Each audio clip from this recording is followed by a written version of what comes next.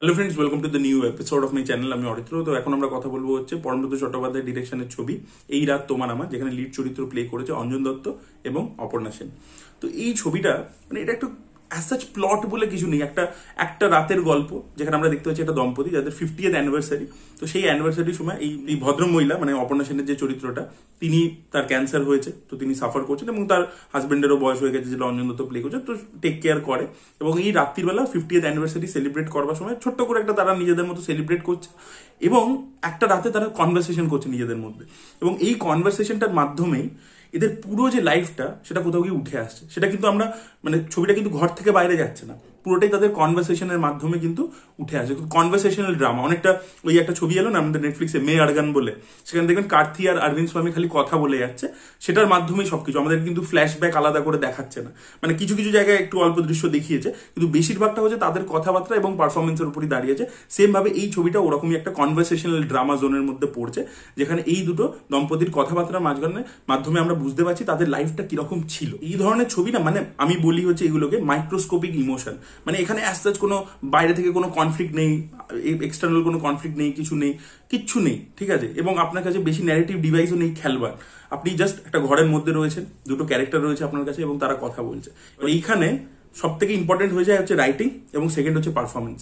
এবং সেইটা কিন্তু এই ছবিটার মধ্যে দুর্দান্তভাবে ছিল। যা সুন্দর করে করে সিনগুলোকে লেখা হয়েছে, যা এক একটা ডায়লগ লেখা হয়েছে দেখবার মতো। এবং ডায়লগ অ্যাজ সাচ কিছু নেই, মানে যে খুব সাটেল ইমোশনের উপর খেলে। এবং Parambrata Chattopadhyay as a director subtle emotion নিয়ে যখন কাজ করেন তখন উনি বেটার ছবি ডেভেলপ করতে পারেন। এটা আপনারা দেখবেন সোনার পাহাড়ে দেখেন, খুব সাটেল ইমোশন ছিল, খুব সুন্দর একটা ছবি বেরিয়েছিল। আপনি দেখে নিন অভিযান বলে ছবিটা, সেখানেও কিন্তু প্রচন্ড সাটেল ভাবে জিনিসটার ট্রিটমেন্ট ছিল, সেটাও কিন্তু খুব সুন্দর করে উনি ক্যাপচার করতে পেরেছিলেন। তো এই ধরনের microscopic emotion Parambrata Chattopadhyay as director কিন্তু খুব সুন্দর ক্যাপচার করতে পারেন। তো এখানেও কিন্তু এই মোমেন্টস গুলো খুব সুন্দর সুন্দর তৈরি করেছে এই ক্যারেক্টার দুটোর মাঝখানে। পুরো ছবিটাই মোমেন্টস এর উপর দাঁড়িয়ে আছে কিন্তু, এবং খুব সুন্দর সুন্দর মোমেন্টস রয়েছে। এবং না আপনি ফিল করতে পারেন প্রচন্ড রিলেটেবল মোমেন্টস। এবং স্পেশালি আমার বাবা মা দুজনেই নেই, তো আমি দেখেছি তারা তো অসুস্থ হয়ে পড়েছিল, একটা টাইমে বেড রিডেন ছিল, তো কিছু ঘটনা না মানে আমার মনে পড়ে যাচ্ছিল।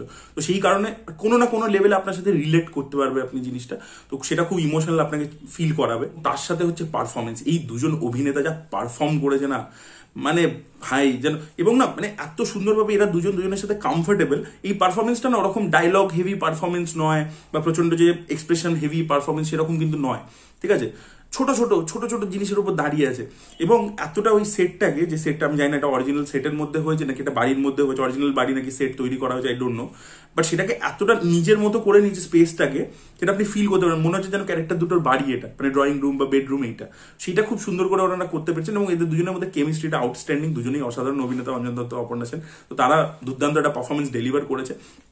এবং গল্পটা যখন এগোচ্ছে না, প্রথমে আমরা দেখতে পাচ্ছি এই লোকটা তার ছেলের সাথে কিরকম সম্পর্ক ছিল, সেটার একটা এই এসেন্স ক্যাপচার হচ্ছে।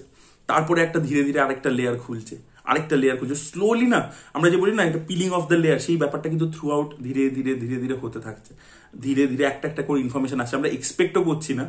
ছবিটা একদিক থেকে বলতে গেলে একটা কেমন কাইন্ড অফ একটা ড্রামা, আমি পুরোপুরি বলবো না, ড্রামা থ্রিলার জোনের দিকে চলে যাচ্ছে, যে হালকা একটা যেন জিনিস রেভিলেশন হচ্ছে এত বছর পরে।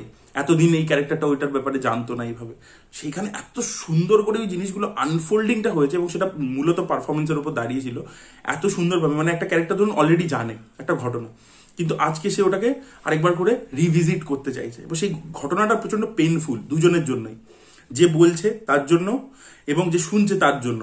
এবার ওরা কিভাবে ওই কনভারসেশনটা করছে, এবং তার মধ্যে ছোট ছোট মোমেন্টস, অপর্ণা সেনের যে পারফরমেন্স, উনি যে ডায়লগগুলো ডেলিভার করছেন, মানে দেখবার মতো, সিরিয়াসলি বলছি দেখবার মতো হয়েছে। তো আমার পার্সোনালি খুব ভালো লেগেছে, কিন্তু এটা সব ধরনের দর্শকের জন্য নয়।